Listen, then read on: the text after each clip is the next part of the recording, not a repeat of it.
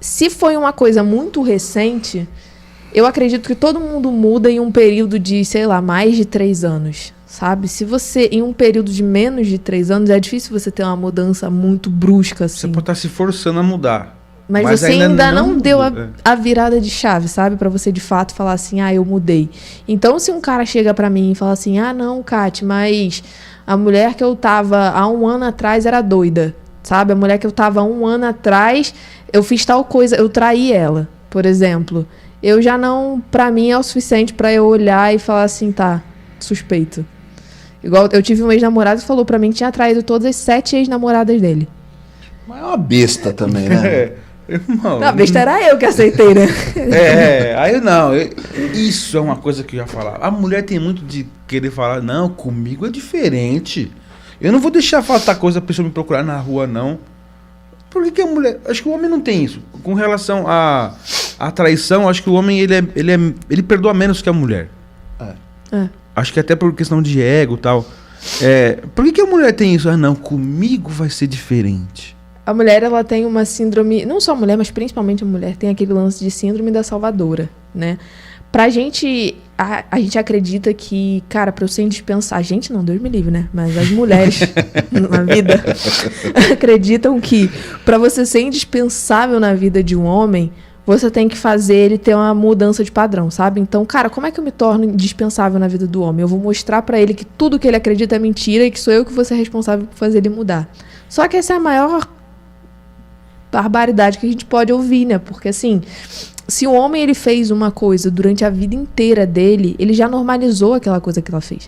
Se a vida inteira dele ele traiu, pra ele não é grande coisa trair, sabe? Lógico, você traiu uma vez... É questão de caráter, mas às vezes você tem 14 anos, sabe? Às vezes você nem enfim, conta. Mas agora, por exemplo, você traiu mais de 2, 3, 4, 5, 6 vezes, é um padrão seu. É uma coisa comportamental sua que você não tá tratando, que você não tá olhando. E daí, não tem como você mudar do dia pra noite esse padrão. Às vezes, você já normalizou isso. Pra você não é grande coisa você trair. Principalmente hoje em dia. Hoje em dia o mundo tá tão louco. O pessoal não tá nem aí mais quem tá traindo, quem não tá traindo. Já virou super normal, sabe? Infelizmente. Então, quando as mulheres veem isso, elas veem uma oportunidade de se tornar especial na vida do cara. Tipo, ele trocou todas, ele traiu todas. Mas agora eu vou ser a deusa especial que vai mudar a vida dele, que vai ver que a vida inteira ele viveu errado e que agora ele vai viver certo. Acho que só ele vai mudar isso na cabeça dele. Só ele. Só ele. Uma pessoa, ele só muda, por exemplo, quando a gente tem a impressão de que uma pessoa mudou pela gente. A pessoa, ela não mudou pela gente. A pessoa, ela já estava com a ideia de mudar, ela já estava querendo mudar, e a gente foi a gota d'água para ela mudar. Mas ela já estava com aquela vontade inata dentro dela de mudar, de querer ser diferente. E a gente foi só um empurrãozinho. Agora, se a pessoa ela não quer mudar, não vai ser nada, cara. Não vai ser amigo, não vai ser mãe, não vai ser namorado, namorada, marido, não vai ser nada. Aconteceu comigo. A primeira namorada que eu tive, eu conheci na época do colegial, fiquei 7 anos e meio namorando com essa menina. Só que eu traía a torto e a direito.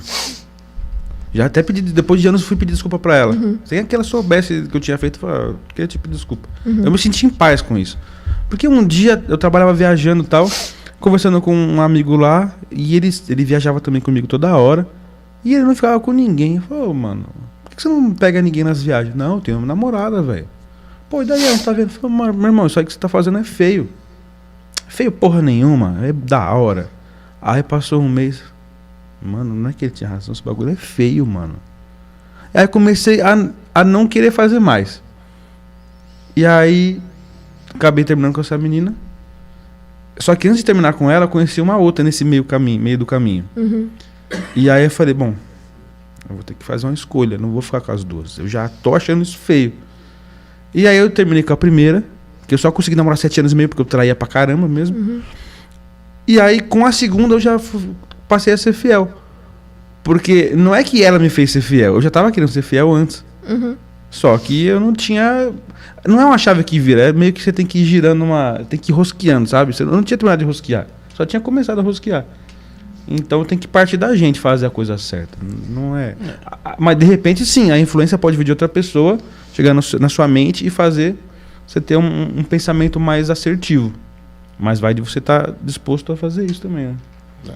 Depende muito, assim, do que você acredita pra tua vida, sabe? Depende muito, por exemplo, pô, eu tô com a pessoa que eu quero ter um futuro com essa pessoa, e aí você tem isso muito convicto na tua cabeça, cara, você sabe que a partir do momento que você trair, tipo, é o começo do fim, sabe? Não tem como uma traição ser sustentável.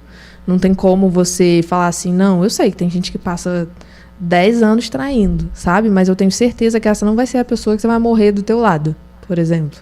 Porque a traição, ela nada mais é do que um rompimento de acordo, né, cara? E não tem nada mais horroroso do que você fazer uma pessoa confiar em você e vocês já quase que não existe um acordo escrito, mas é quase como se fosse. Ninguém precisa falar que num relacionamento monogâmico você não pode ter relação com outras pessoas. Já tá implícito, né? Isso já tá, tipo, a partir do momento que você assume um relacionamento. Tem o lance tá do ali. subconsciente coletivo, né? Inconsciente coletivo, exatamente. O subconsciente é mesmo.